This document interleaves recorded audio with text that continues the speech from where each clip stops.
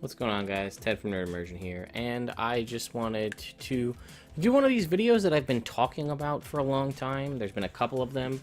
I've been saying that I wanted to do these kind of like short snippet videos on things that you may or may not be aware of, may not be using correctly, or may just otherwise seem confusing.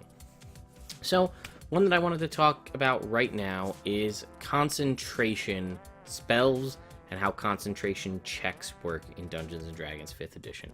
So, we're in the spellcasting section of the player's handbook right now, and here you can see, right, it's playing in front of you, what concentration is. This is all about duration. So, the way this, you only have to worry about concentration if a spell states that it is a concentration spell, or its concentration, or its duration is up to X amount of time. Like if we skip ahead to... We'll jump over here to a spell. Let's go with... I don't know, we'll jump to the letter S. We'll see what we come up with. Resistance. Concentration up to 1 minute. Means you have to concentrate. But right here, rope trick, 1 hour. Means you do not need to concentrate. So what does that mean? Watch your eyes as I flip through here. That means, and this has also been confirmed because it's been a question, if a spell is non-concentration, you know what? I'm getting ahead of myself. So what does that mean? Concentration means that the spell is taxing both physically and mentally on your spellcaster, that they need to focus and concentrate to maintain the spell's effect. Something like, let's say, a bless spell that's going to give you or 3 allies an extra 1d4 to their attack rolls and saving throw. You're channeling this divine energy and blessing your allies, possibly yourself included. That's taxing on you, so you have to concentrate. Now, that doesn't mean that you can't do other things. You can still move, you can still dip, dash, dodge, whatever you want to do, hide, attack. You can even cast other spells as long as they're not concentration. The thought being that it's so hard to concentrate on one spell, if you cast another concentration spell, you can't focus on both, it's too much, so you lose concentration on the one and start concentrating on the other. So as we can see right here, like I was just saying, if a spell must be maintained with concentration, the fact appears in its duration entry. You can end concentration at any time, no action. So if you're concentrating on a spell, you can just let it go, that's for free. Normal activity, like it says, moving doesn't interfere. Things that break concentration, casting another spell that requires concentration. You lose concentration on a spell if you cast one that requires it. You can't concentrate on 2 spells at once. Taking damage, now this is, we're going to dive into this a little bit further. Whenever you take damage from a spell, you have to make a concentration check, as it's called, but that is a Constitution saving throw. So anything that would normally affect a Constitution saving throw affects your concentration check. So, the DC for the check is a flat 10, or half the damage you take, whichever is higher. If you take damage from multiple sources, such as an arrow and dragon's breath, you make successive. You have to make a successful save against each spell. If you're killed or knocked unconscious, you automatically lose concentration on the spell. So let's talk about that a little bit. So, if you take damage, you'll have to make a saving throw. But the DC is 10, so this means if you take 19 damage or less, even 20 damage or less, the concentration check is 10. When you hit 22, or I guess 21 technically, when you hit 22 damage, now you cut that in half, your concentration check is 11, and you kind of get that. You take 40 damage, DC 20 concentration check. That's how that works. So, it's a Constitution saving throw, so that's going to take, if you're proficient in Constitution saving throws, you add your proficiency bonus and whatever your Constitution modifier is. That's why getting yourself access through either multi-classing or through a feat, getting access to proficiency in Constitution saving throws is huge for certain spellcasters.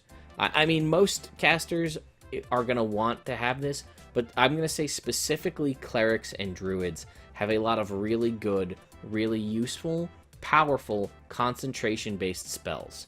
So you're going to want to be able to concentrate on that, not have to have your spell up, especially if it's a persistent healing spell or a persistent damaging spell, that you're kind of relying on that damage to help the group out. If you lose concentration because you get plinked by an arrow because you rolled an 8 on your concentration check, that's going to suck. So what can you do to kind of mitigate this? There's a couple of ways to get around it. And then there's a little caveat here that says the DM may require you to make a concentration check based on environmental phenomenon, such as a wave crashing over a storm-tossed ship require a DC 10 Constitution saving throw to maintain concentration on the spell. So, obviously, if you can just avoid damage completely, then you don't have to worry about taking Constitution saving throws for concentration, staying further out of the fight, hiding while your spell is still up, things like that. Obviously, you can control whether or not you drop the concentration on a spell to cast another spell, but again, you can cast a spell that doesn't require concentration, like you could have, let's say, an Aura of Vitality spell up that's constantly allowing you as a bonus action to heal your allies, and then cast Cure Wounds, and that's fine, because you're only allowed to cast one spell per turn, unless it's a cantrip, and a bonus action spell. So keeping a spell already up that's concentration and activating its concentration effect doesn't count as casting a spell. Certain spells, like say a Spirit Guardians, the damage from the spell is automatic. It happens regardless. You don't have to do anything, so that allows you to then potentially do a bonus action spell and either an attack or a cantrip. So there are a couple of classes that get you concentration or constitution saving throw proficiency. The way you're going to go about doing that is you're going to have to choose that level at level 1 of, say, I think Barbarian, Fighter, and I want to say Sorcerer, or maybe Warlock gets you Constitution saving throw proficiency. The other alternative is the Resilient feat. The Resilient feat allows you to, again, this would be at one of the options where you can get an ability score improvement. You could take Resilient. You can only take Resilient once, so be mindful of that. It basically gives you a +1 bonus to a given stat, Strength, Dex, Con, Intelligence, Wisdom, or Charisma, and then it provides you proficiency with that saving throw. So if you have yourself an odd Constitution score and you want to bump it up 1, get yourself a little bit more hit points, that will also give you proficiency with the saving throw, which will aid in your concentration checks. The Warcaster feat gives you advantage on concentration checks, so that helps as well. Rolling 2 dice is always better than rolling 1. Being within 10 feet of a Paladin that's at least level 6 will get you a minimum of a +1 bonus.